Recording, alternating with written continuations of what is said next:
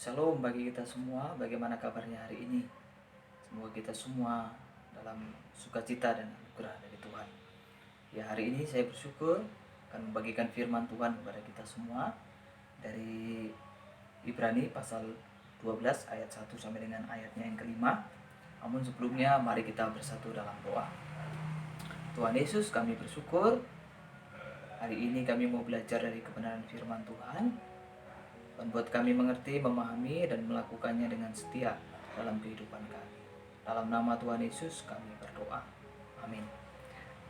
Baik, Bapak Ibu yang dikasih oleh Tuhan, mari kita membaca Ibrani pasal 12 ayat 1 sampai dengan ayatnya yang kelima. Saya akan membacakan bagi kita semua, karena kita mempunyai banyak saksi bagaikan awan yang mengelilingi kita. Marilah kita menanggalkan semua beban dan dosa yang begitu merintangi kita, dan berlomba dengan tekun dalam perlombaan yang diwajibkan bagi kita.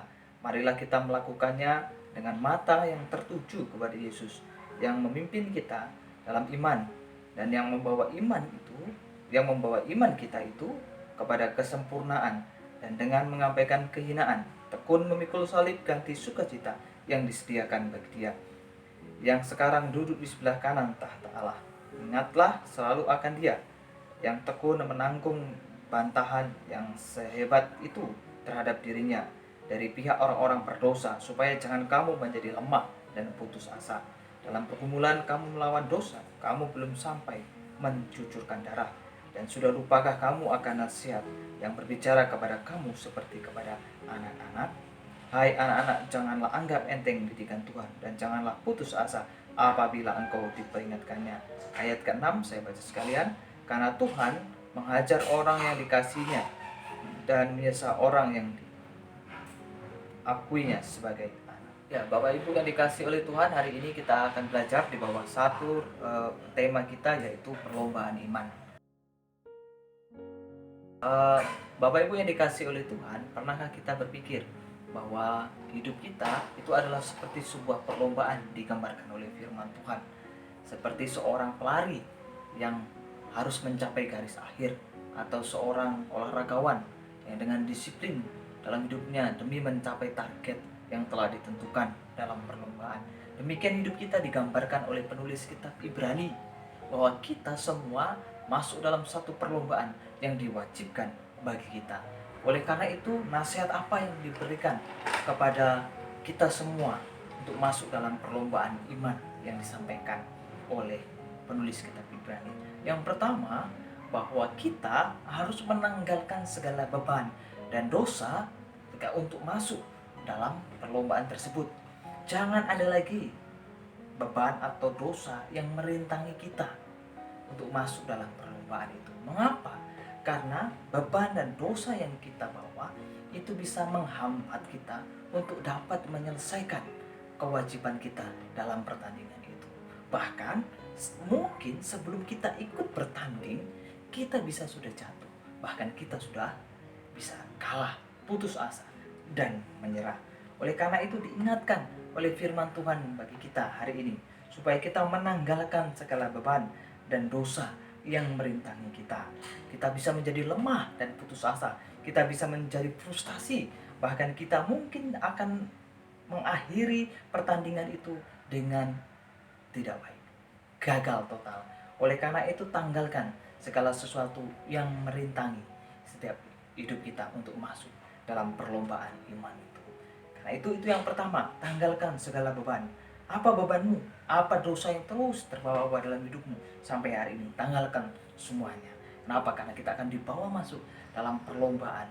Kita harus menyelesaikan sampai garis finish. Yang kedua, disarankan oleh penulis kitab Ibrani, yaitu supaya kita terus memandang kepada Kristus. Perhatikan di ayatnya yang kedua. Marilah kita melakukannya dengan mata yang tertuju kepada Yesus. Yesus menjadi patron, gambaran utama kita untuk kita boleh mengikuti perlombaan pertandingan dalam iman ini. Yesus menjadi satu-satunya teladan, menjadi satu-satunya contoh sempurna yang bisa membuat kita terus kuat, tidak putus asa, dan tidak menyerah dalam mengikuti perlombaan ini. Oleh karena itu, pandanglah Yesus, ketika engkau menjalani perlombaan iman yang saat ini sedang kita kerjakan, yang saat ini sedang kita lakukan.